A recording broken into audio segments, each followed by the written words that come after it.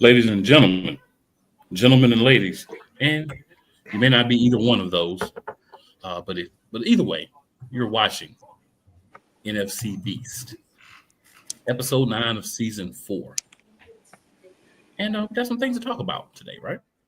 Some things happening within the division, the Beast. Just want to remind everybody before we get started, there's only one division that every team has won, not one, multiple championships, Super Bowl championships. So until the teams in your division can accomplish that, you cannot have the gall to try to say that your division is better. Because until everyone is champions multiple times, you have no legs to stand on. You can't stack up. So we will always be the beast because a lot of you have teams that will never win. That's just the truth. I'm sorry. Not sorry, but that's the truth. But back to the beast. I am joined today by my man Scrub Zero, our Angry Giants guy. What's going on, Scrub? You don't be angry for a long time with this sorry Giants team. Oh, because I'm enjoying my life. So, man. We're going to talk about a few things that maybe you like, maybe you don't about the Giants. It might make y'all a little bit better. We're going to see. Flo, making his season debut. Thanks for your service. So back from a tour. Thank you. A little 8-month tour. Little tiny little 8-month tour.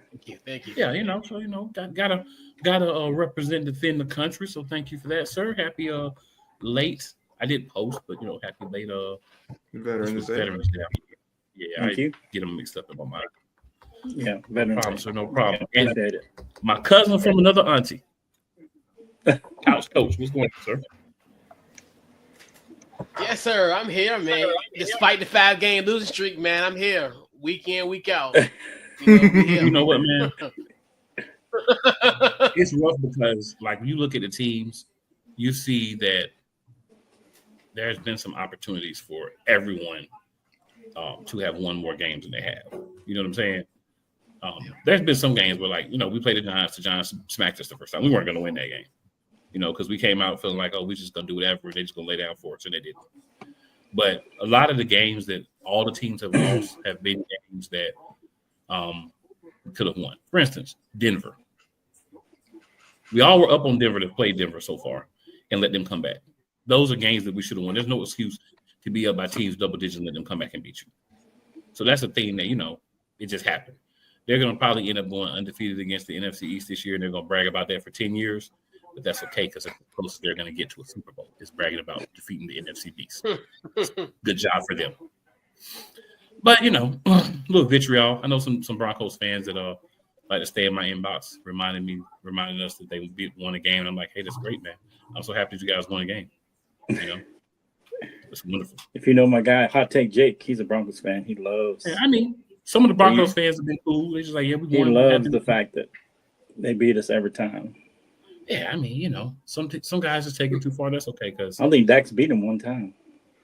Really? It's been yeah. I don't think Dak's ever beat him. Wow. Oh, dang. That's a little surprising because Dak slings the ball like we give Dak hard. There's been some good games.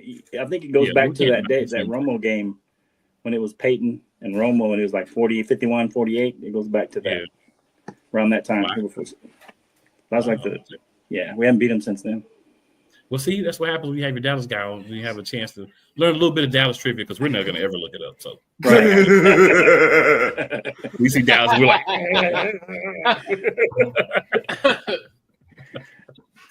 all right, guys.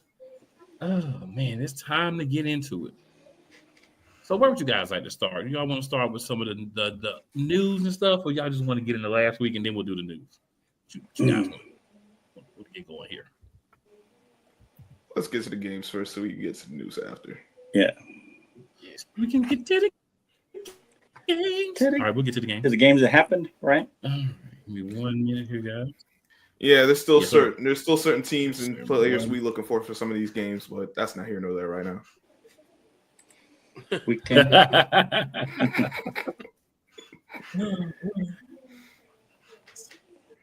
Some good vitriol here. All right, week 10. So, of course, we had a couple of interesting games. We ain't really talking about other divisions now. A couple of interesting games, but we'll get into the meat and potatoes. So first game, per the NFL.com, was the New York Giants. We're now 2-8, taking on the Chicago Bears, and that was a 20-24 game. I want to say, right, and I don't defend the Giants much. I don't defend nobody much, right? I don't even defend the Eagles much. Y'all know that. I'll get them to work too. I feel like if at the time head coach had the logic to say my quarterback, probably shouldn't be out here running because he's already been banged up and maybe snipped by a concussion or two, I think that the Giants could have held on.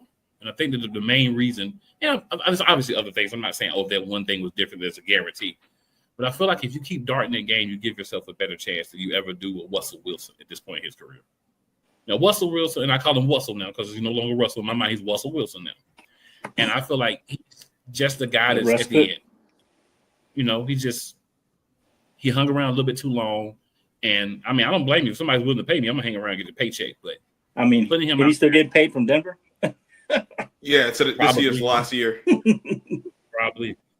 But, yeah, anytime you have a guy like that, man, and that's happening, I don't blame him. I'm not like, oh, Russell, why would you want to still get money? But I'm just saying, like, he's not it. So once you put him in, I was kind of like, They're doing the right thing this week. Talk about that later. But I feel like the Giants played, a game that they could have won. It didn't quite work out. The big run by Caleb Williams at the end. I will say the one last thing I'll say is I have a buddy who cannot stand Caleb Williams' painted nails. So all he does is every time Caleb Williams scores, he says, I guess I wonder what color he's going to get tomorrow since they won. And he just he goes off on the nails. Like he goes on a whole tangent. But you have painted nails? The Bears. Yeah, it really started when they were beating, and then Caleb Williams was on the sideline with his nails up, and one of his teammates was painting his nails. Ever since then, boy has vitriol toward him, like strong vitriol.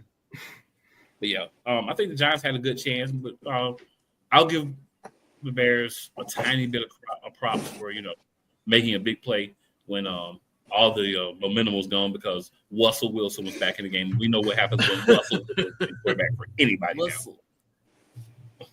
All right, Couch Coach, your thoughts on the game. We're going to let Scrub go last because I know he probably got a few words there.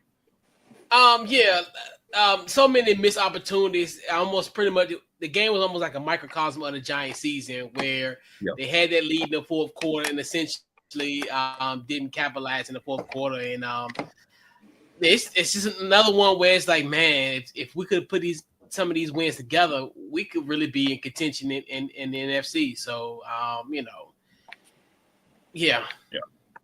not much on it, but yeah. Flo, any thoughts, sir? I really had high hopes for the Giants. I was thinking 8-9 wins going into the season. And if you look at their schedule, they could be 1, 2, 3, 4, 5. There's 5 games there that they could have won. At least they were in contention. At least 4. So you count those 4, and the whole season's a whole different season. They're 6 and 6 and 4. Yeah. Maybe 7 and 4, but 6 and 4, maybe at least at 500. So, yeah, I feel like it's I don't know. Are we gonna talk about Daboll later? I guess. Oh yeah. Okay. Yeah. So I just feel like it's tough because when do you put in the rookie, right? Do you put him in right away and you put him in the fire? Or do you wait till later in the season? I feel like you should have probably waited with the rookie. Because in hindsight, I guess you look at it and they're like, they lost. They would probably be 2-8 anyway. Maybe still be 2-8, maybe 3-8, but they'd still be where they are now if they hadn't started the rookie. So would it make more sense to start him now and let him get some experience towards the end of the season? As opposed to trying to start him early and basically trying to save your job, I guess, in a way, which I understand why he started him early because I think, people were calling for the rookie to come in. So, but in hindsight, it feels like maybe he should have just let it ride with Russ, and you end up kind of in the same spot. And then now you kind of get free reign, let the rookie get in there and get a few games, no pressure. The season's over. You're not going to go and get me in the playoffs, and you just let him get out there and do what he can. And you take some, open up the playbook because it doesn't matter. You're not going to make the playoffs anyway at this point. And so, that's kind of how I look at it. I mean, I feel bad for our guy up there, but yeah, it's tough. I feel like this game, it was in the grasp and they kind of let it get away like some of the other games they've done all year. But it's tough because they can get early leads, but without a solid run game, you can't hold on to the lead. That's kind of been their problem. They get leads and they build leads pretty much all year, and then they lose them because they can't really run. And then when they run the rookie, you run the risk of getting him injured. But, the more you run him. But, yeah, it's tough.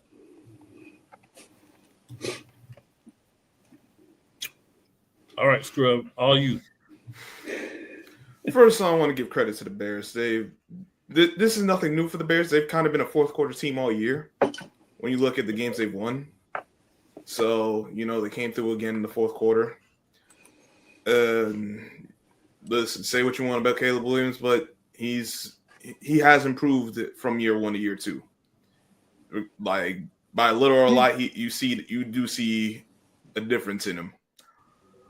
And that's definitely credit to Ben Johnson and to the young man himself for actually actually improving.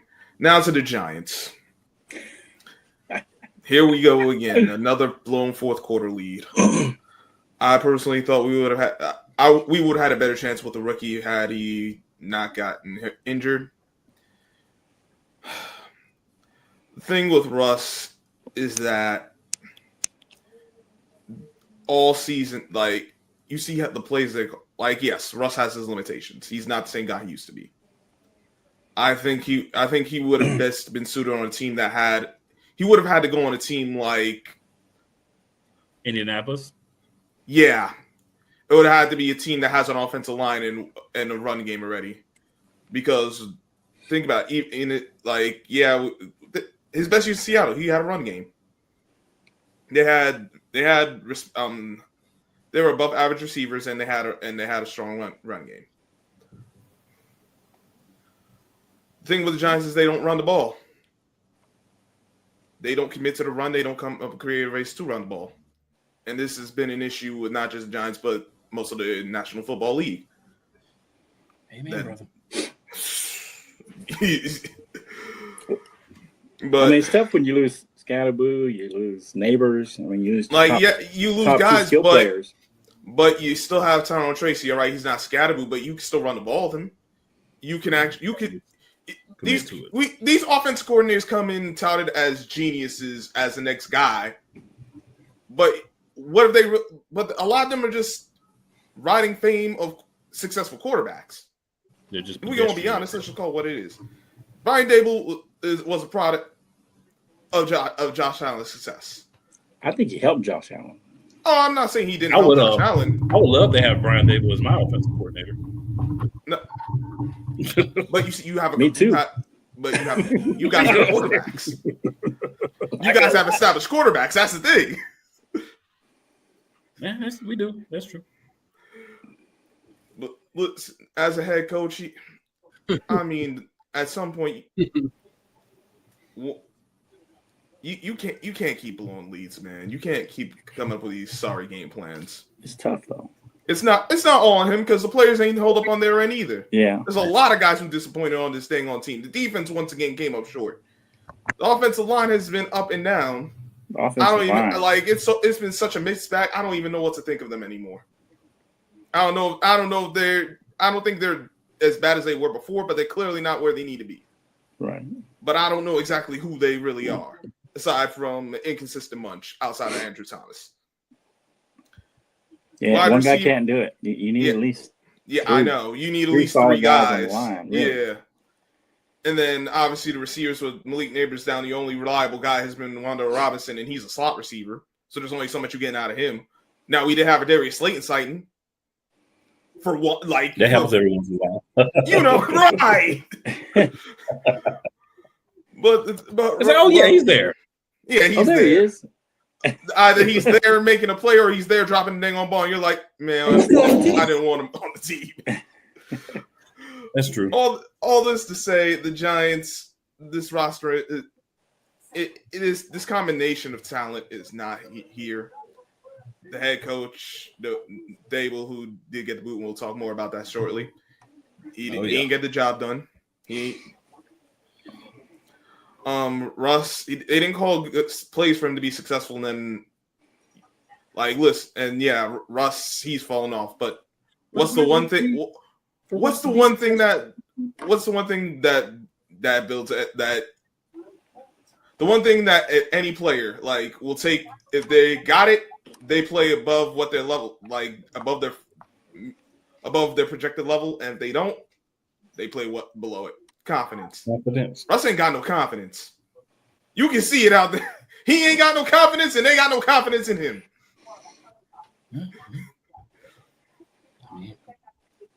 And honestly, until further notice, I don't see a reason to have confidence in anyone on this team. Maybe an individual player or two, but as a whole, nah. Pack them up. Stick a fork in them. They done. They deserve to lose this game. It's not a fourth lead that they had a fourth game they had a 10-point lead and blown it. Second time in the fourth quarter they got that far and did it. Yeah, well, we got rid of one guy. Now we just need. We'll get to that. Let's go. All right, so I'm not even going to talk about this next game because I don't want to take anything away from my cousin from another auntie. So we're going to move on and we're going to talk about the Lions 6-3 went to Landover, Maryland, beat the Commanders 44-22. Scrub, your thoughts on that game? Then we'll go to you, Flo, and then we'll finish off with Couch Coach. I'm staying out of this one. I'm gonna save my stuff for the next one. This is what I thought it would be kind of a one-sided butt kicking, and it was. I mean, they lost. The Commanders down the quarterback again, so they won't. Well, Marcus Mariota, he's okay in a pinch, but that's just it. That's as much as you're going to get as okay. The defense, like I said, would be their downfall. They survived last season. They're not surviving this season. I mean, 40. Man, listen. Commanders had an average roster at best. They lost some key players, and it's all going down the drain. You got to do a better job on third down. Got to do a better job of penalties. They didn't turn it over, but they just weren't good enough, man. And against a team like Detroit, you gotta play above your for a team you had to play above your level, and they just couldn't even. They couldn't do that. Detroit did what they were supposed to do. After that stinker last week, credit to them. And the Commanders will be in the basement with the Giants. At least that's what I think for the remainder of the season. I don't think either of these teams are going anywhere. Hello, what you got, sir? Interesting enough, I don't know if I've mentioned this before, but my current chaplain that I work with in the Army, he's a Commanders fan. Commanders. You might have. Yeah. But anyway, yeah, he's a Commanders fan. And he hates the name change too. But it's tough, because, this team, a lot of this team was, Jane Daniels or bust. That's kind of what this team was. And you're relying on what he did last year. And I told him he may have a sophomore slump, and it may not be because, he just doesn't play well necessarily, but, he may start getting injured a little more. I saw the thing I always worried about Jaden Daniels is his frame. You just worry about injury, and And I'm just glad that it's not as serious as it looked.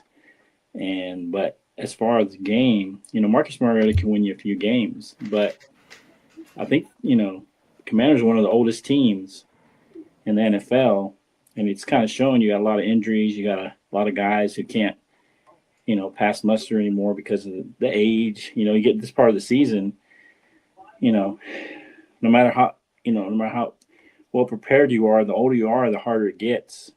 If you got every position, both sides of the ball is older, it's going to wear on you. And so I think that's a little bit of it. A little bit of injuries. Of course, you don't have your QB. And so, you lost some of your offensive players.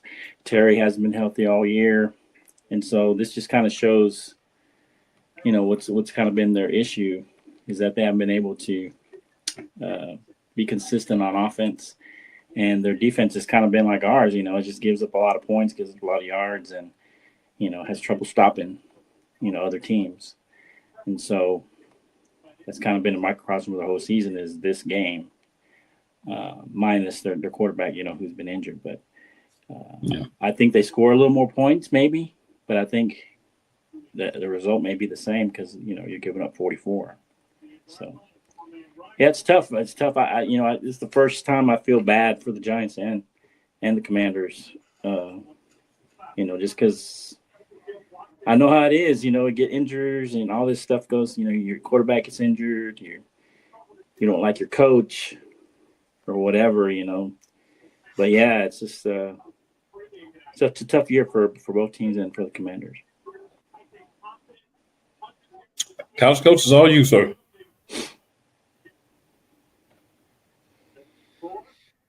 Yeah, it was expected. This game wasn't even in contention. I mean, they jumped out to a 22-3 lead, and they never looked back. If you look at those plays, Jameson Williams was wide open. Monte Brown, he was open in a lot of those situations where you didn't even see a defender even in my backyard in Virginia. Then you look at the run game, they just was like lights out. Jahmyr Gibbs just ran all over us. It's just like you said, it's been like this in this 5-game losing streak. 4 of those games we've lost by double digits. It's pretty much been the same. So it's almost like, you look at like the Seattle game, it was eerily similar. Jared Goff was just as effective as Sam Darnold was in the Sunday Night Football game.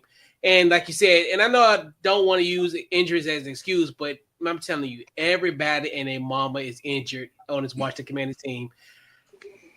We lost our first round draft pick, Trey Amos. Treylon Burks just got on the team, got injured, couldn't even make the trip to Madrid on Monday.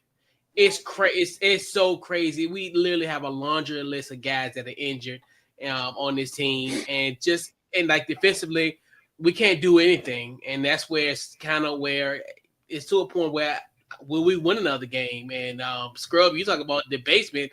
We're going to be at the bottom of the basement. We're going to be asking y'all for help. We can be the basement. We can be in the crawl space at this point. It's because I don't see them win another football game.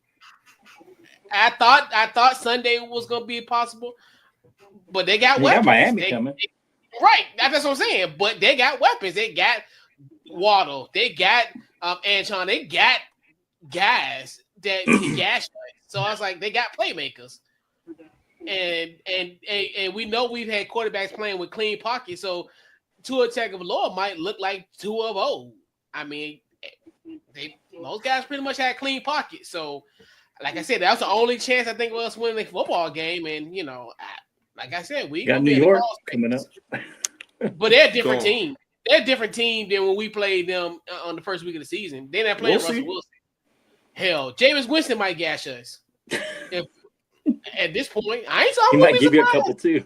And a Mike Kafka, he might do a legitimate job in these next few weeks. 30 for 30. He was up for head coaching job last year. Right, I would not put it past that they would beat us. As I said, I'm telling you, we're in the crawl space. to be taking the last place and be there for a while. I feel Be it. there for a while is insane. Hey, But it might really be true. I can't even lie. oh, it's the facts. It's the facts. The way this team playing. So Monday Night Football. Oh, go ahead, sir. Oh no, the way this team playing, we ain't winning another game this year. Really? We really got to talk about that Monday night game? I'm gonna make it fast because if you watch just the highlights, that was fast. Monday Night Football, November 10th. So we played the first half where everybody decided just, we're gonna have the ball for a few plays, y'all gonna have the ball for a few plays, and then we gonna have the ball for a few plays, y'all gonna have the ball for a few plays, and we gonna fumble to y'all and we about to score and then do nothing, and then y'all just gonna not do nothing the rest of the half anyway, and then y'all gonna fumble it back to us at the end of the first half, and y'all gonna get some points. The Eagles did win 10-7. No one's ever upset when their team loses, but I think concern on the offense is a big thing. Kevin Patullo is not an NFL offensive coordinator that calls plays. Nick Sirianni can't call better plays than my 9-month-old nephew. So, as currently constructed, if the players, mainly, Hurts and a couple of other guys who've been there for a while, don't get together and start, hey, we got to do something different because it's not working, this is going to be a problem. Offensively, this team has looked putrid in most games this year. Defensively, I would say every game but the Giants game, they've looked really good. I think in the Giants game, the big problem with that game, and again, not to make a mistake, not to make a, not to blame injuries, but when Quinyon Mitchell went out, I was ready to turn my TV off and go to sleep because we only have one good cornerback right now. Because Adoree Jackson is what I would call trash juice. And then Keely Ringo runs like he has cement boots on. And is timid to hit even though he's supposed to be a hitter.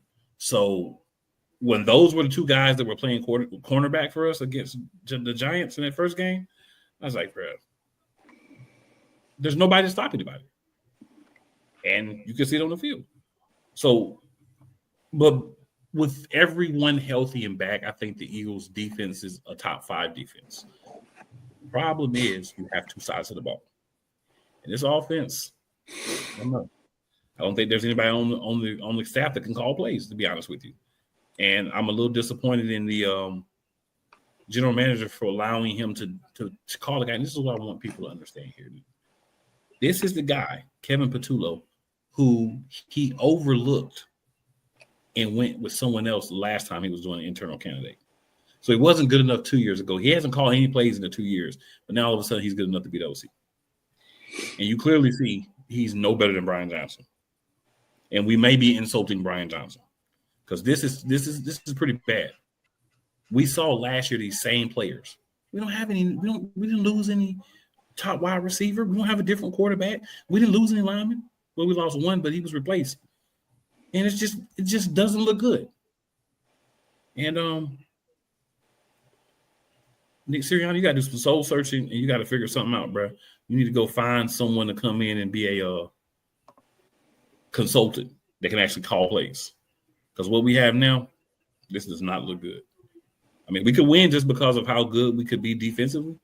But when you start looking at offensively, putting up a lot of points on the board with these same generic plays, and this 1 week we play a little bit better, the next week we take 5 steps backwards. It's not going to work. We had 15 days and we came out and this is what we had. Again, happy we won, but everything else about that game is disappointing. Couch Coach, anything you want to add, sir? I mean, yeah, you covered it. Like you said, first 1-10 won that game, and it was a defensive effort. Defensive effort, to say that. It was a defensive struggle. Sure.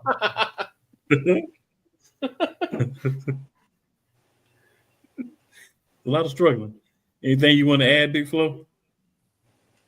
Well, I think the saving grace for the Eagles right now is the fact that in the trenches on the D line and the O line are basically covering up your flaws.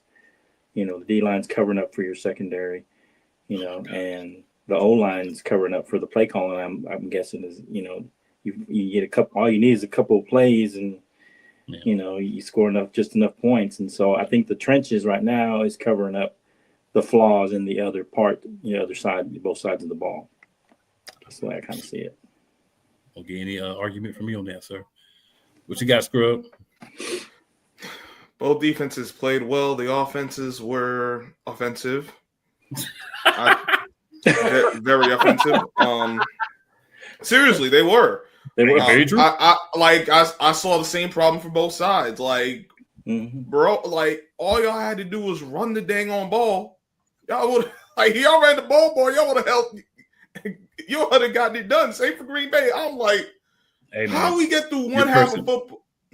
Oh, you're talking about running the ball. How dare you? I know.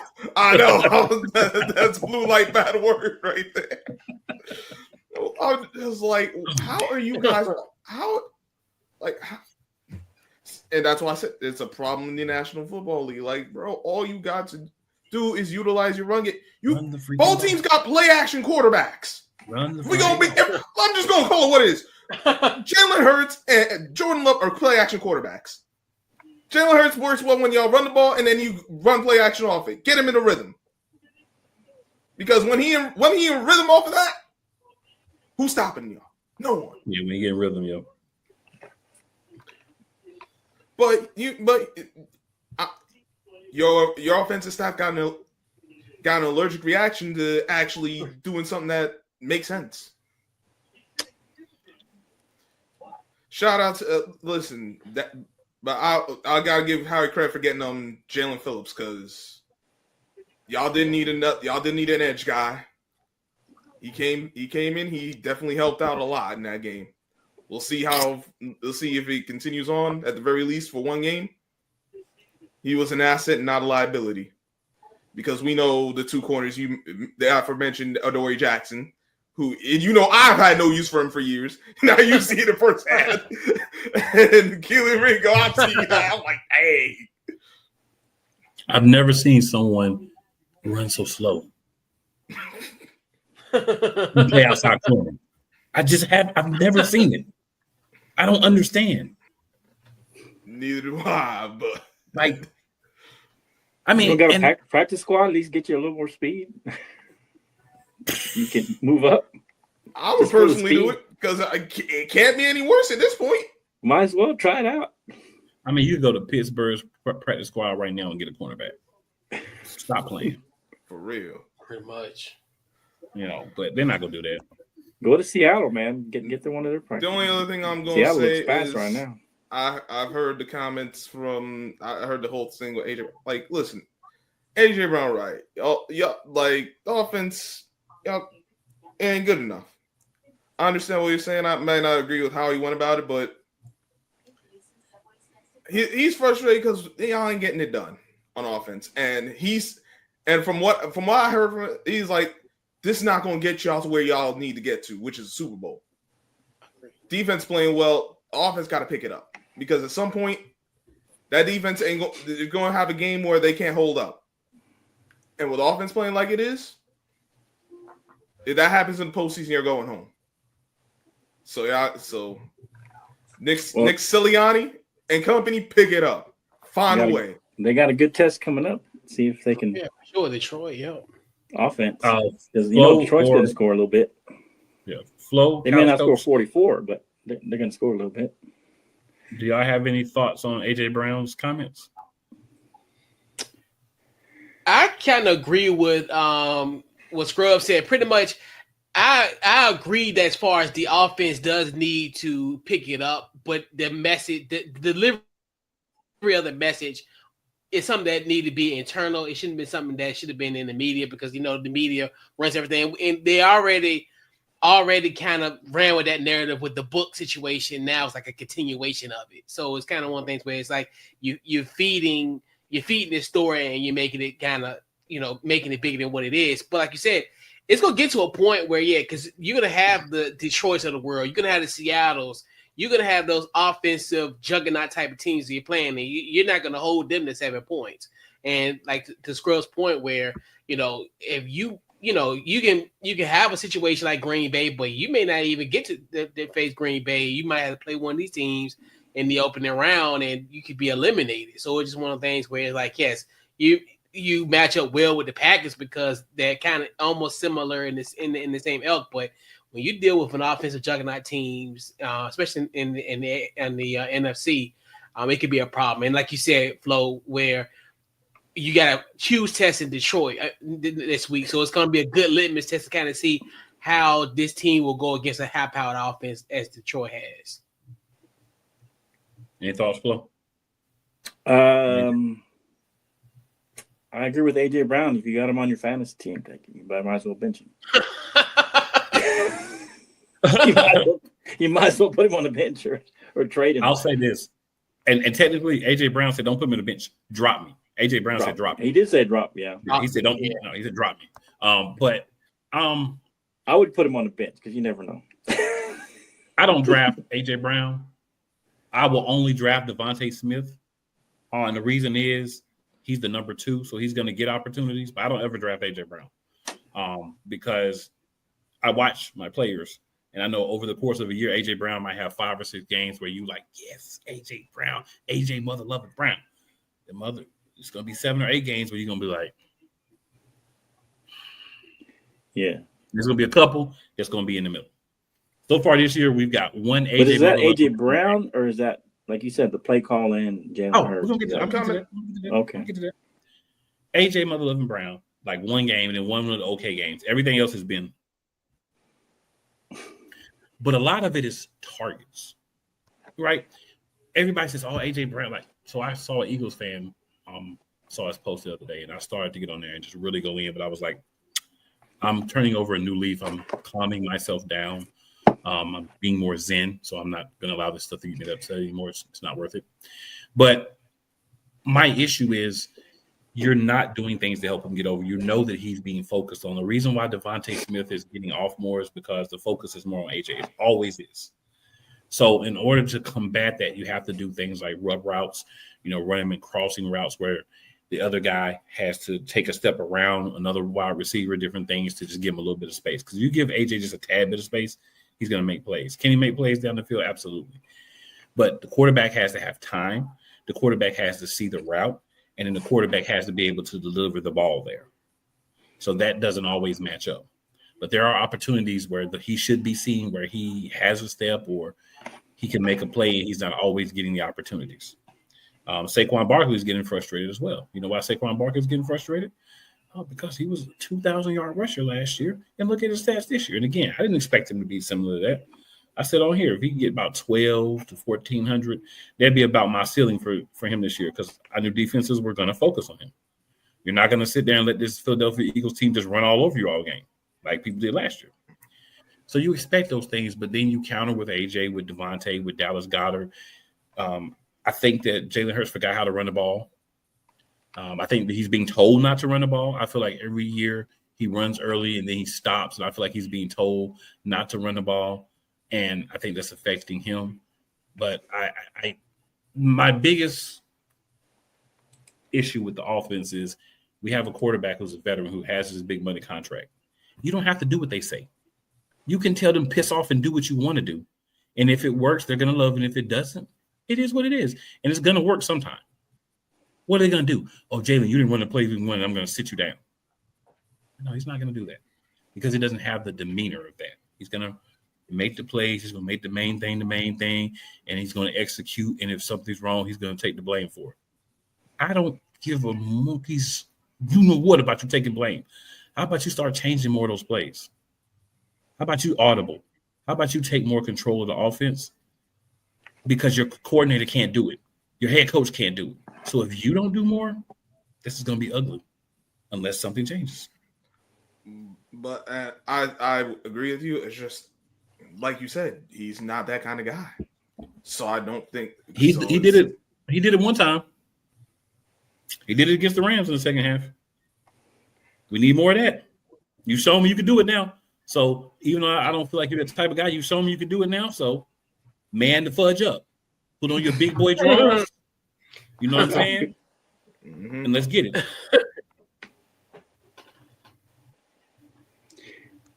Yeah. I mean, I feel like Jalen, well, for the most part, he says a lot of the right things, you know, you're supposed to say.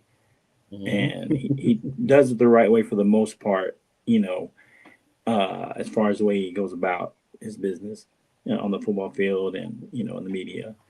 But I feel like this is kind of, it feels like when he was with Alabama, and he wasn't quite getting it done. And then they bring Tua in, and all of a sudden things change and the ball gets thrown around. And so I feel like, in a way, the way things are going on offense, the way you can call the play calling or the coaching or whatever is going on, I think he tends to regress, you know, and just doesn't become that, you know, that person that can just run the offense. He just kind of goes with the flow, for lack of a better term. I don't know the right term, but feels like he regresses into whatever's happening, and he doesn't necessarily take charge.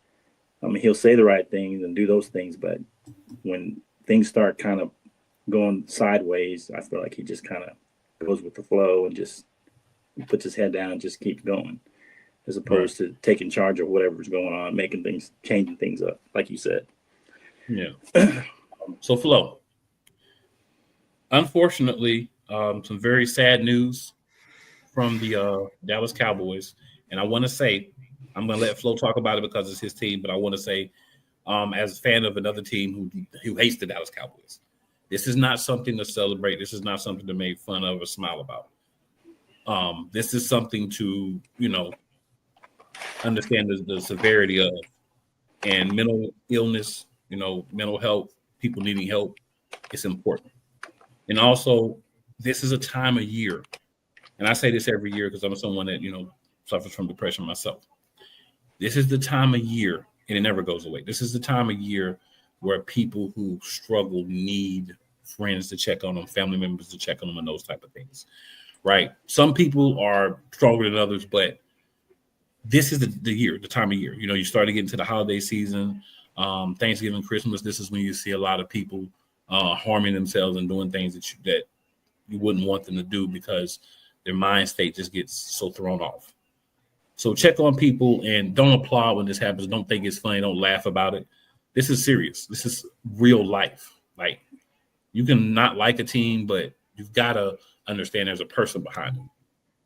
Go ahead, Flo. I just want to throw it out there. Hey, I appreciate it. Cool. You always kind of bring those kind of things to light, not even when something like this doesn't necessarily bring it to light. Yeah. And I appreciate you, bringing that to light. And so, yeah, I mean,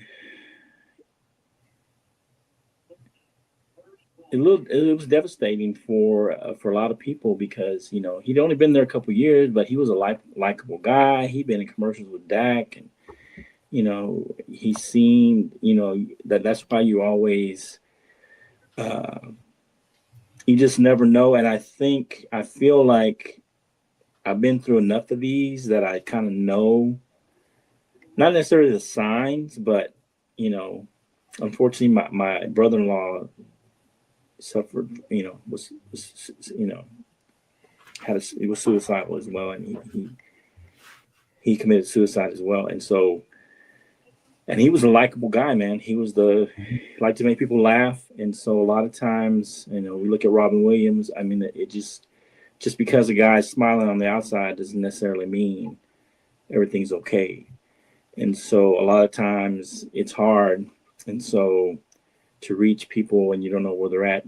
And so I just, you know, like you say, cool, you just never know. And just because sometimes for me, a red flag is when someone tells too many jokes and wants to make people laugh too much. And so for me, even in the military, you know, working with the chaplain, you know, we have a hands-on with all the memorials for any of our guys and soldiers in the Army that pass away. And unfortunately, probably I say I have been to, in my career, over 18 years, I've probably been to, not necessarily had direct contact, but been to or had direct contact with probably 60 to 70 memorials, and probably half of them were suicides. And so, this is a problem. And so for me, hey, man, if you got that friend that's always joking, check on him. I mean, you really get to know him. See what's going on inside, going on with him.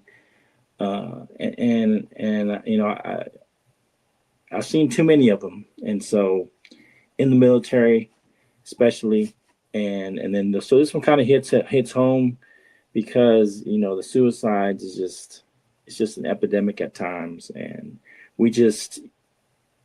these things happen, and it's not like a person is just, you're going to see them depressed, and then you'll see the signs of depression. Sometimes they're extra happy. Sometimes they're really jokey and happy, and you're just like, so for me, hey, that friend that's really joking and happy and telling extra jokes and just seems really happy and go lucky. Sometimes you got to check on that guy, because sometimes that's not a good sign. And so, just be aware. And it's an unfortunate incident. He had so much ahead of him, only 24 years old, and it's just a sad situation all around. And so, but I appreciate you bringing it to light. And I think they're going to have a special, I'm not sure what's going to be on the uniform.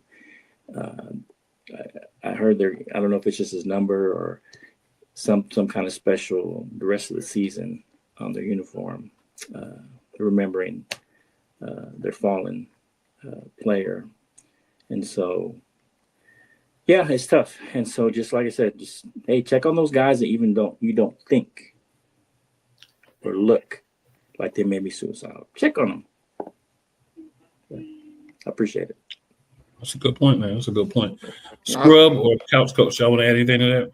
I'll take it a step further. It might even be someone who's suicidal, but just like it might be some people they look like they got it all together, and just like regardless of what the situation is, we all got people in our lives that we care about, and whether you're here on the panel, you're watching, whatever the case, just reach out to your peoples, man. Let them know, hey, it's okay to not be okay.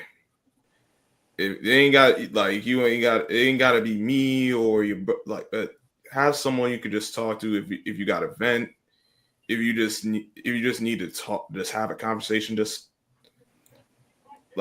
have someone who can ground you, who know that oh dang, I wasn't even expecting that, but appreciate them just reaching out, just seeing how you're doing.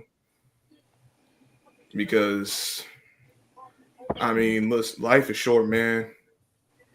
You talk to someone one day, next day they just fall off the face of the earth, and then you hear their passing. It's like, damn. Yeah, I mean, you'll be surprised, and especially in our line of what we do with soldiers. You can't really, I can't say, hey, I stopped, so many suicides. You don't really know. Right. But sometimes that's why I'll just all of a sudden, somebody who you wouldn't even think, I'll say, hey, come here. Hey, I say, hey, what's going on? And he goes, hey, how you doing? I said, yeah, I'm good, man. And this and that. I said, no, but how you doing? You good? Everything's good? How's life? You got any issues? Things that you need to talk about? I said, no, I'm good. But you'd be surprised how many people will kind of open up to you, just coming up all of a sudden and just out of nowhere, just seeing how they're doing. And so it's one of those things you just gotta almost be random about it.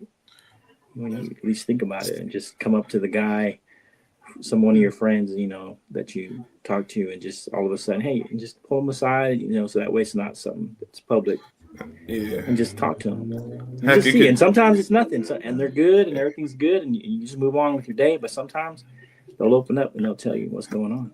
Heck, Worth even checking. just heck, Worth checking. even just talking to someone about something they like Yeah. that like just to give them a boost, a bit like you'd be surprised you show interest in something someone likes, just how much they light up, just how much that energy increases. Yeah. And don't think it's much, but it does help out. I know you got something, Couch Coach. What you got?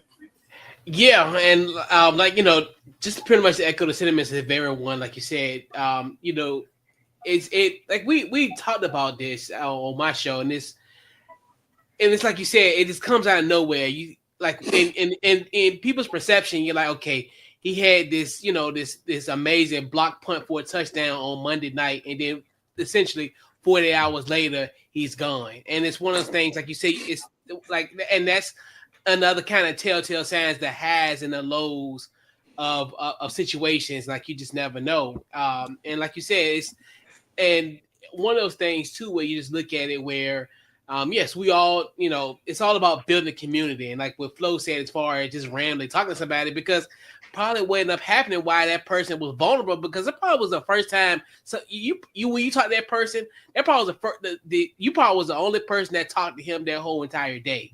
So of course he probably would have been more vulnerable to talk to you and kind of open up. And that's one thing too, where most of us, man, we don't really like you said, had those kind of conversations. But now, obviously, now as the things have evolved, and now we have developed a community and checking on people. And like you said, it's and it is that time of the year. I mean, like we talked about the holidays, especially if you lost somebody, you think about traditions. You just think about stuff that when you lose somebody, you lose a part of yourself, and then some of that kind of gets in the way. We know, obviously, with Marshawn and his mother passing away last year, so it's kind of one of those things too, where you look at those type of situations, and if you've lost a parent, you're never the same, and it's just one of those things where like if he had a flow, they had a conversation with him that Wednesday night.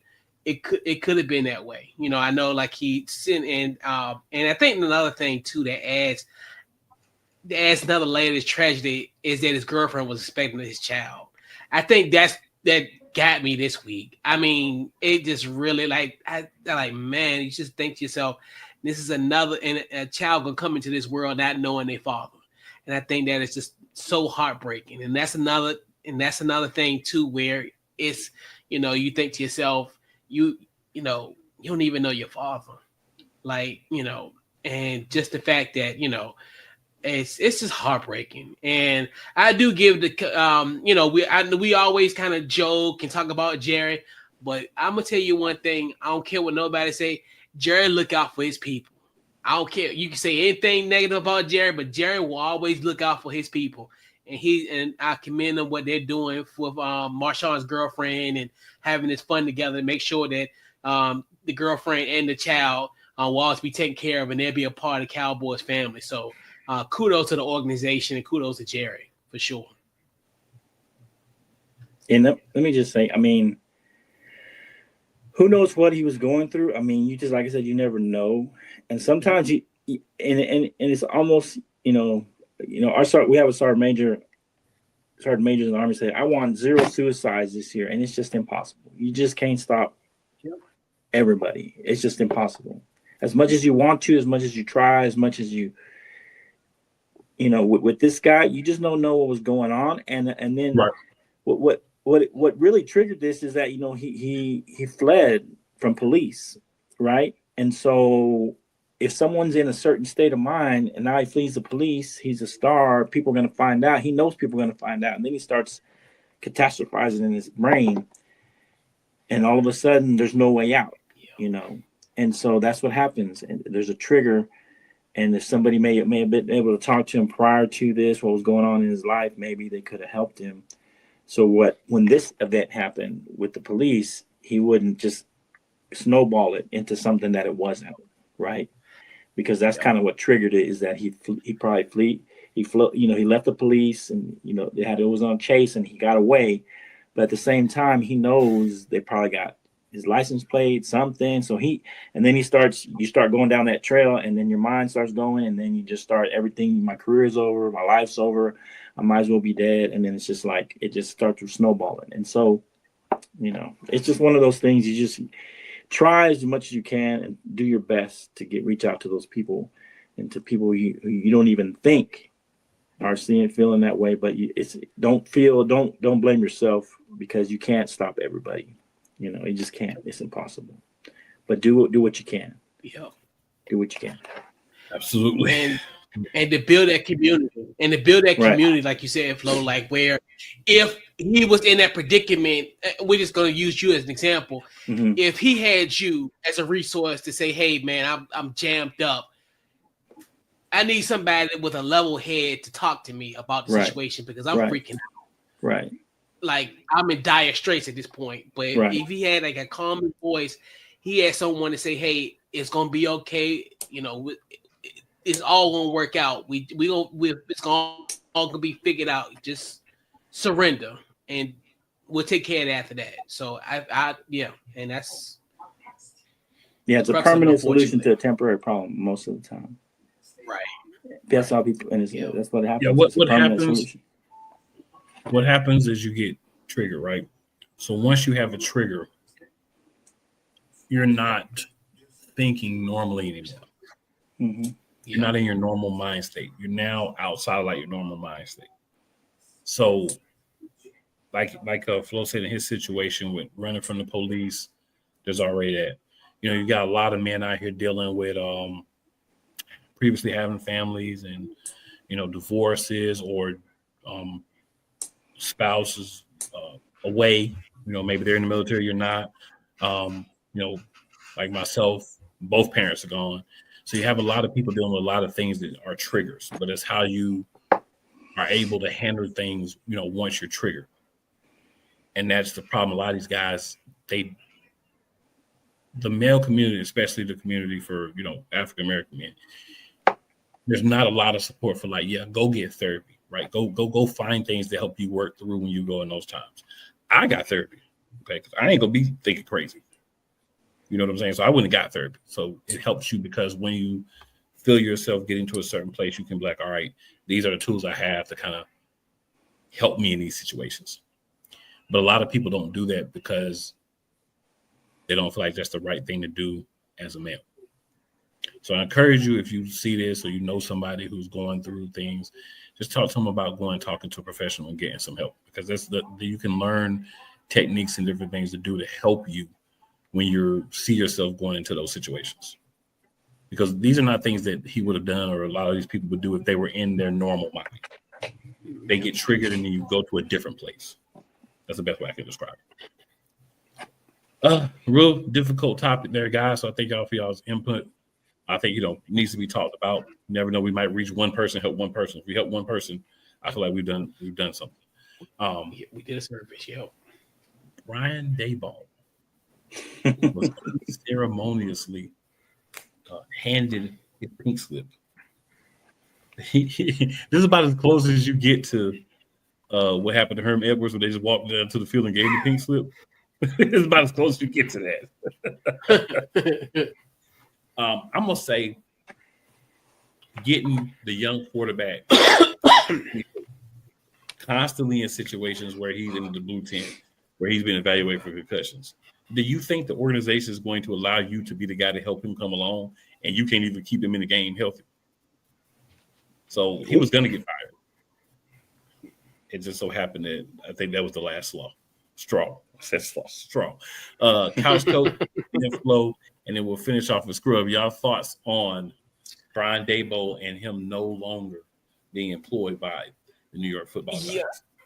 It was expected, like we talked about, as far as especially those fourth quarter leads. I mean, like I think Flo brought up, they could have been winning 6 games at this point. So you look at that standpoint.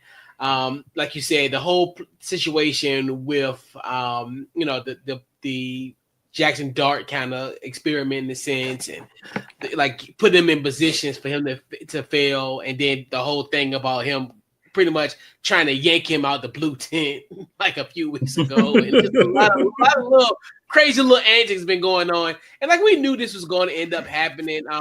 But they did him a favor, let him be home for the holidays with his family. We kind of maybe a Black Monday situation, but he'll be home for the holidays. So enjoy your time with your family. He said he did him a favor and let him go home with his family. Go ahead. Woo. That's hilarious. Yeah. Home for the holidays, baby. Yes, sir. Yeah, I don't know. I never have liked mid-season firings. I think you just wait till the end of the season. I know Jared likes to do that. He's never really done one like that. I just think it disrupts.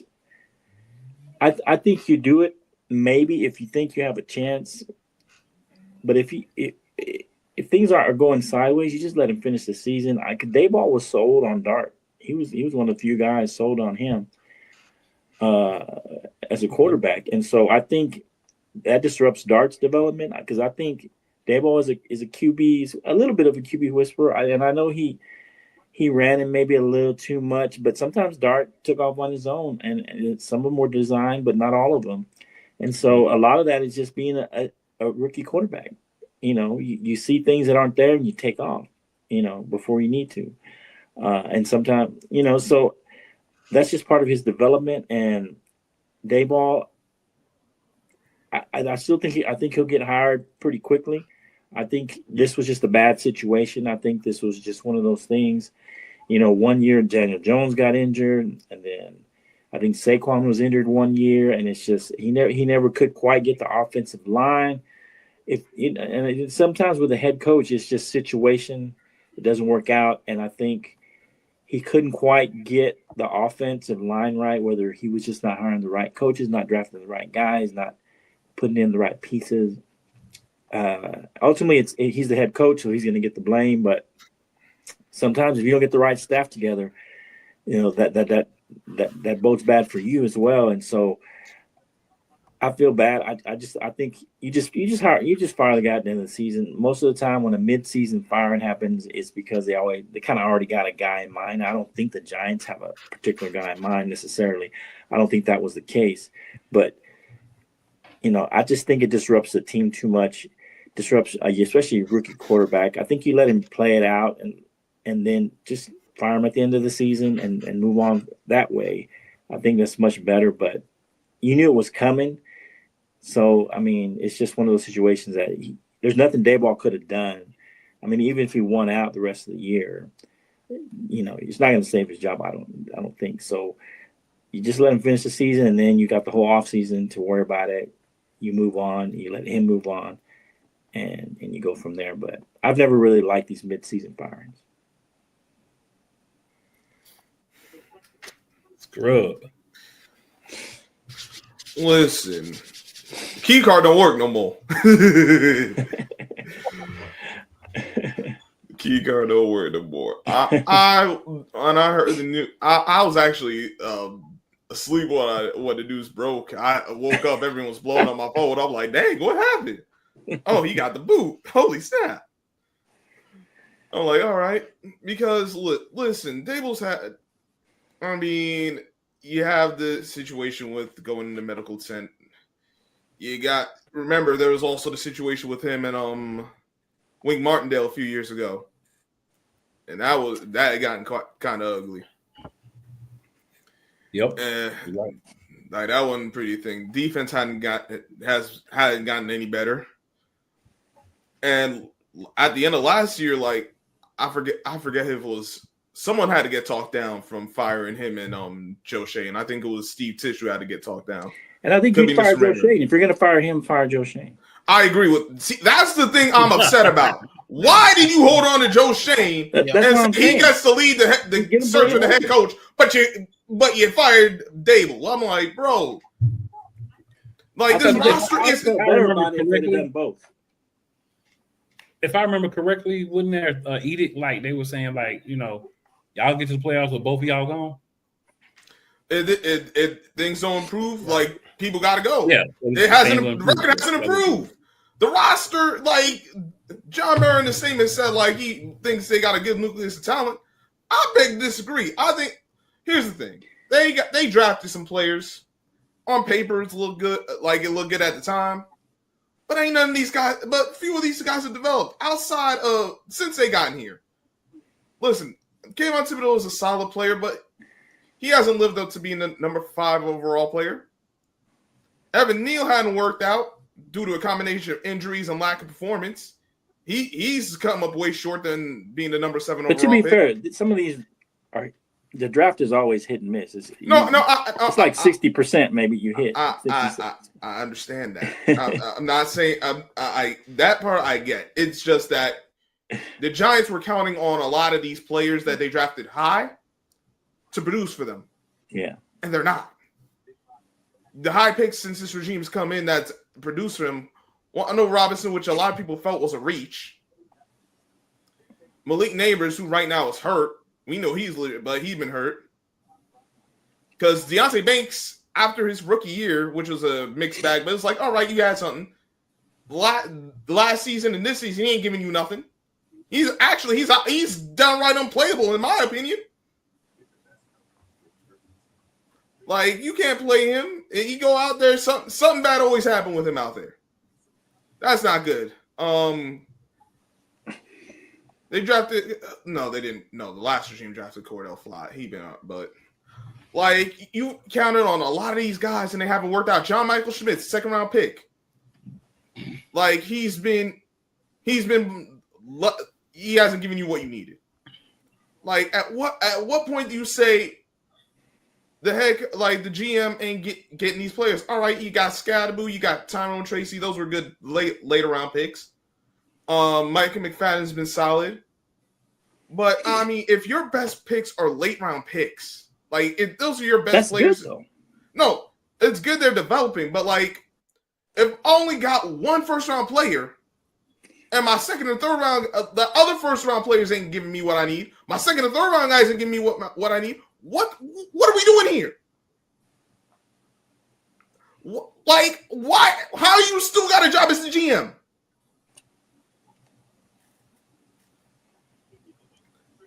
And this is why, in my opinion, I don't think the Giants are going anywhere. And he's going to help you hire your new coach, probably.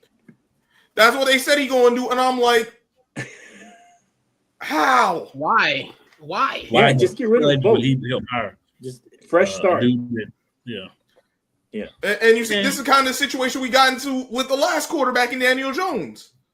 You kept the GM. You got a new head coach. Yeah. That ain't work out. I'm like, bro, this is looking like the Daniel Jones situation over again. Like, there's some notable differences between the two guys, but I'm like, there's too many similarities. I mean, I already see the path to failure. It's that bad. You know, you should have a indie with Daniel Jones in the back. I probably should at this point. This year, that's what you should have in the back. Listen, Flo, if the Colts get to the Super Bowl and Daniel Jones, we're gonna have a new set of issues. Because I'm saying. I'm surprised you didn't have that this year. Because I'm not a Daniel Jones fan, but listen, I knew it wasn't ever always on him. I just didn't think he was a franchise quarterback. I still personally don't think he's a franchise quarterback. But you know what? I seen what you could do if you actually put things around him to be successful. We saw it the first year Daboll was here, and then they got stupid and thought he was going to be the guy to carry him. He was never that guy. He's a complimentary player himself. So I want to switch this up because I know that we'll be here for a long time. Yes, let's get to the rest of these games, man. So before we get to the games, I just want to say, if you, by the time you record this, by the time you see this, if you're watching this, go back and think about the Thursday night game and think about the fact that the New England Patriots are wearing denim jean jerseys. They're not either. No, they really do look like that. I can't lie. What? They're not really denim, but if you look at them, they look like denim jean jerseys. They are terrible. Stone. I saw this. I'm like, right now, right now. But hey, they winning in them right now. So they winning in I gotta their shut denim my socks mouth. and their denim jerseys. But jerseys. Almost like this material, almost like bruh, this material. Now I gotta look at this. we seen some ugly ones, but whoa, I saw that. Oh my I've been God, seeing it the this whole was time. Like, whoa, that's crazy. But Now you got me wanting to look at this thing. and they look like a pair of jeans that's been washed like 10 times. Yeah. You know what I'm saying? The stonewash jeans. Sunwash jeans. Stonewash jeans. All right. International game, November 16th, Madrid, Spain. Got the Washington Commanders as the away team and the Dolphins as the quote unquote home team. Though I don't Washington's. 607. Although anybody's home in Madrid, but that's another thing. So, guys, who do you have winning this game? I'm gonna go Commanders because I think that Tua is just Tua. I'm gonna actually get a Commanders this one. I'll go next. I got as much as I don't like tuna fish and Mike McDaniels and Dolphins. That's who I'm going with because they got a chain. Yeah, they are ugly. They still got Jalen Waddle D. That's a Kirby reference for anyone who's played the Kirby games, but that's not here nor there. But yeah, they got a better. Their offense is better than Washington's defense, and unless they can get some pressure on tuna fish, and they're not going to win. If they get some pressure on him, they can do something. But not only you got to get pressure on him, you got to stop the run game. And don't forget who the hell that can stop a chain. Tua gonna get that ball up too, though.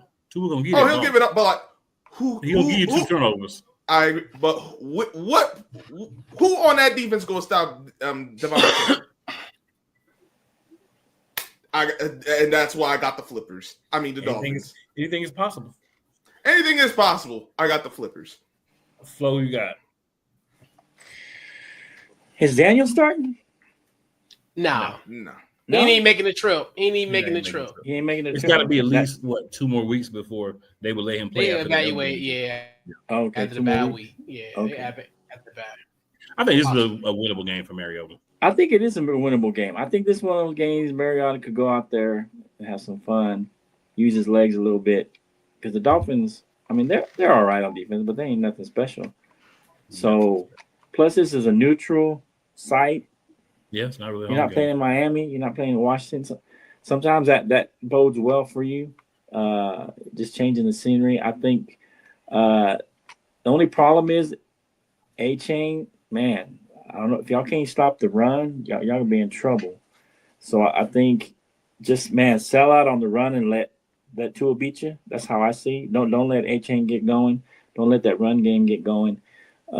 And I think that's how you win this game. And I'm going to say the Commanders going to pull this out. This is one of their last victories on their way out, into the little bit tougher games. But I think this is the game that will, help the Commanders have a little hope, for the future and say, hey, man, maybe we'll be okay next year, and this feels good to win and put a W under our belt, So we'll see. Stop the bleeding a little bit.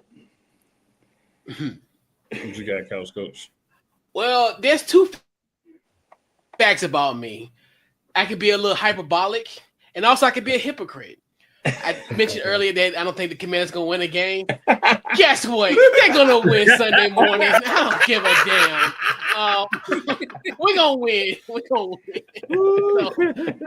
going to win Sunday morning. We're going to win tomorrow morning for sure. The 2 Hawaiian quarterbacks, and Tua and Marcus Mariota. So, I got Marcus Mariota and the Washington Commanders. So okay, I like it. I like it. All right, 1 p.m. November 16th. The Green Bay Packers, fresh off 2 losses in a row, one to the I don't care what record says, lowly Carolina Panthers, which I think has broken their pride and their confidence in themselves. Go to Meadowlands, one of the worst fields in the NFL now. Keep that in mind. The and worst, play the 2-8 Giants. I still got to go Packers, but the Giants can make this a lot closer than people think.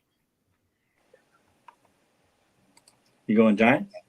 Coach, yeah, I'm going Packers, but I think the Giants have a chance to make it close. Okay. Yeah. Man, not Brother quite that Winston bold gets today, the Flo. start. Not quite that bold. Brother Winston gets the start. Yeah. Right. Brother Winston gets a start. Give me the Packers, man. He said, Brother Winston. The Reverend Deacon Dr. Jameson. Man, say what you want, but I love me some James Winston, man. I love. I do too. I love me some James Winston, man. If nothing, just for the quotes, just for seeing him on TV, man. Oh, yeah. I love me some James Winston. Eating the dub, bro. I never forget eating the dub. That's all time. Hey, Yeah. this is his first game. He's gonna come out and he's gonna surprise the Packers. He's gonna come out and be throwing it. He's gonna be having a good time. They're gonna win this game. The Packers season is gonna be in jeopardy now, losing another game.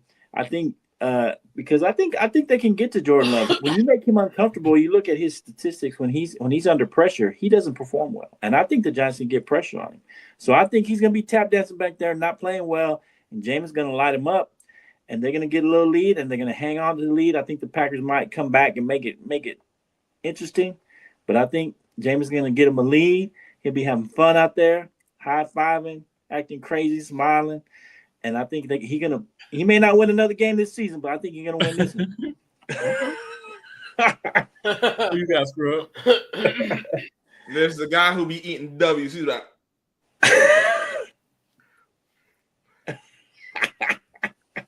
Unfortunately, he plays for Little Blue, and until Little Blue proves otherwise, he plays with a lot of these guys with these backups. He's been playing on the practice squad. I understand that, but he got a good. They have shown for quite a while they are Little Blue, and until they outside of one game this season, which was against the Eagles on Thursday night, they have been Little Blue. Yeah, they were Big Blue that night. Yeah, that's the only time they really been Big Blue. Because even against the that Chargers, they look like Little Blue. It's just that the Chargers be sorry. This is going to be that game like he did with the Browns. It could be in the snow. Oh, he's gonna put it up. I know he's gonna put it up. Whether that's good or bad, we'll see. He's gonna slang it. He's definitely gonna slang it. But I don't think the Packers are gonna lose 3 in a row. I hope. Well, actually, no. I need everyone gone. So yeah, I do need the Giants to lose.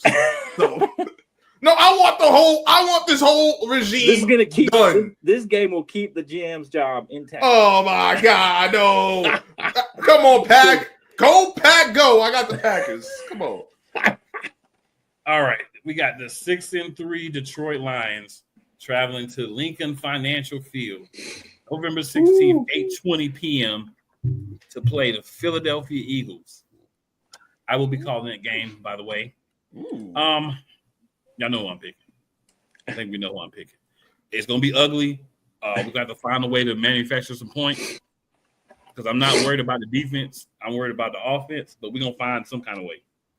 I can't say it's going to be like one player, but we're going to find some kind of way, and we're going to get a victory. My blood pressure going to be high. If you watch the live stream on my channel, Eagles Elite, we'll be talking about every 5 minutes we're going to lose and why the stuff is so bad, but then we'll find a way to pull it out. We've learned that for us to have a good season, we have to be stressed out. So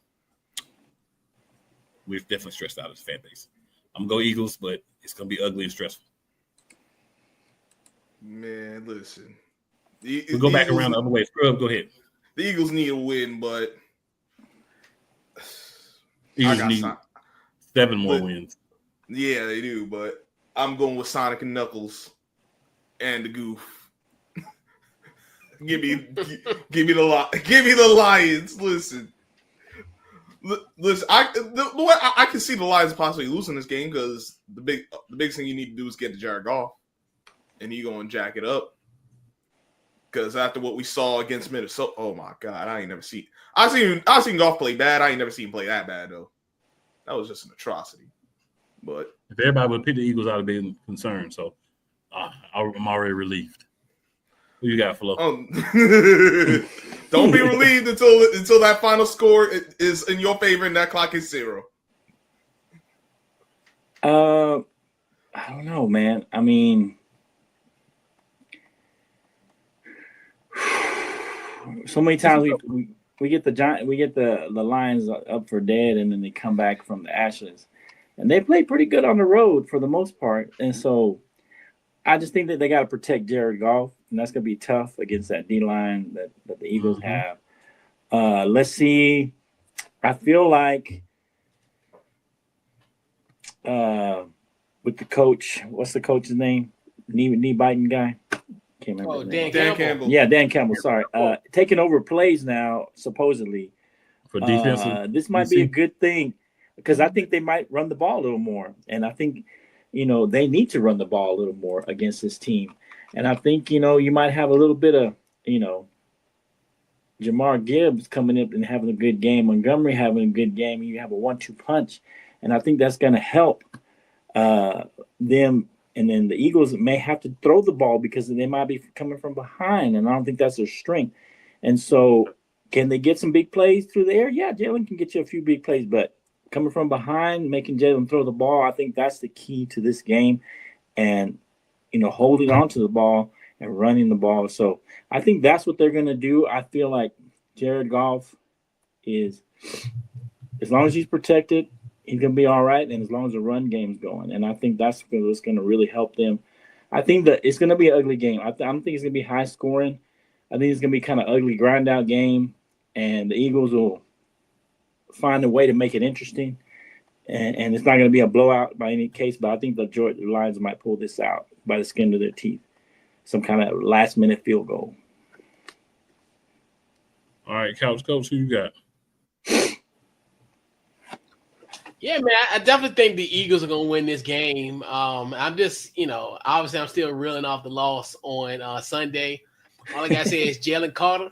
If Amon St. Brown come at you, you got to get your NFC Beast lick bag. Do it for the NFC East. But make sure you don't spit on at the end it. of the day. Please. No, don't do no. No, we're not doing no. We're not going to do that.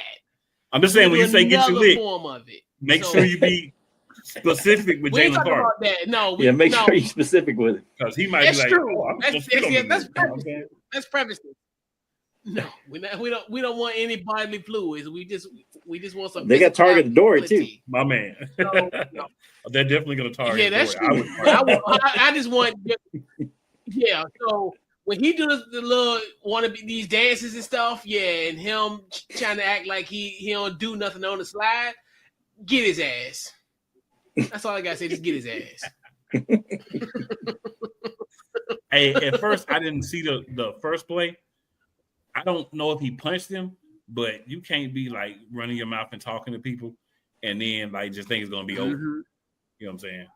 Right. Thinking it's sweet. Yeah. All right. And then Monday Night Football, November 17th. Dallas Cowboys travel to play the Las Vegas Raiders. I got one thing to say about this game. I don't care who in the NFL you put in against the Cowboys this week. The Cowboys are whooping their ass. The Cowboys have so much extra motivation and frustration and anger and stuff to take out. I would hate to be the Raiders this week. I would hate to be anybody who happens to be on the Cowboys schedule this week. Yep. I think Cowboys win big. Cool. I ain't gonna lie to you. I was going. When I saw this match, forget even what happened with the Cowboys. After what I saw from the Raiders, this is once again, like I said last week, this is not betting advice. This is just what I would do if I was betting. Take the spread. It's like 3.5 right now. Take it. 3.5. Take it right now. Take it right now. Jump on that thing right now. Got the Cowboys easy. Much as that hurt me to say, I got the Cowboys easy. Raiders is cooked, dog. Stick 2 forks in them. Not 2 forks. Okay. 2 of them. 1 for each hand. Couch Coach, who you man, y'all better win, Flo. Y'all better win. Because if you can't come on the show next week if you lose the Raiders. But yeah, I got the Cowboys. I'm gonna be sick. I'm gonna be sick. I'll probably be sick. Right. You can use the PTO. I had a flu. Flo had overnight duty Just in case. Thursday and Friday this week. Overnight duty all I feel week. sniffle right now. Just use your PTO time next week, dog. If y'all lose the Raiders. feel sniffle. Feel chilly. Oh boy. I can't, man. I can't. That's crazy. Am I going? Yeah. Yes, sir. All right. Yeah, I mean, I think there's like that extra motivation. I think this is a game that you come out and they off a bye week, a terrible tragedy within the team. I think there's a lot of guys that really liked Kneeland, that were good friends with him. You even saw Micah talk about him. So I think they come out focused and ready to win this game. I think also a part of that is going to be that we're getting some guys healthy. We're finally going to see Shavon Ravel make his season debut. He's been hurt, hadn't able to even play a lick. Donovan Wilson, I think, is coming back. Malik Hooker may be back, and we may see the first sighting of DeMarvion Overshown, who is a beast out there, a linebacker. So I think the fact that we're getting some of these defensive guys healthy, and we got Quinnen Williams on the D line, another good tackle, right defensive tackle, along with Kenny Clark. I think we'll be able to get some pressure on Geno. We saw what happened to Geno last week when he got pressure. And so I don't think we're going to get that kind of pressure. You know, we'll have that kind of D-line, but I think they're going to come out motivated, and they should blow them out for the most part. We'll see what happens. Maybe they get some late, garbage time, make it look good. But we should win this game. This is the most confident I felt all season in a game. So if we do lose this game, I will be sick. I will not be here next week. I will come down with some kind of tragic illness. So just know that I feel something in the back of a little tickle. But I feel a little tickle. But if y'all win, you'll be able to tough through it. But if we win, I think I'm gonna feel better by next week. But we'll see. I feel it, man. I feel it. All right, guys. Hey, man, another episode. NFC Beast, season 4, episode 9 in the books. I heard our picks. I heard our thoughts. Appreciate everyone that's watching. Make sure that you're liking, sharing, and subscribing. Make sure you're looking at these little tags for those of us who have them. Those are places where you can find other things that we do. And show us some love and support us. We will be back next week. I'm feeling better. Still a little clogged up. Y'all see me drinking the old man tea, but hey, gotta do what you gotta do. We will be back next week. Always remember, it is never where you start, good people. It's where you finish. And the NFC Beast, only division, every team has multiple Super Bowls. Until you can get like us, you're not on the same level. And with that being said, hey, I got 5. Y'all got 5. We got 2. So that 2 is what makes everybody have. Because without that 2, y'all ain't nobody.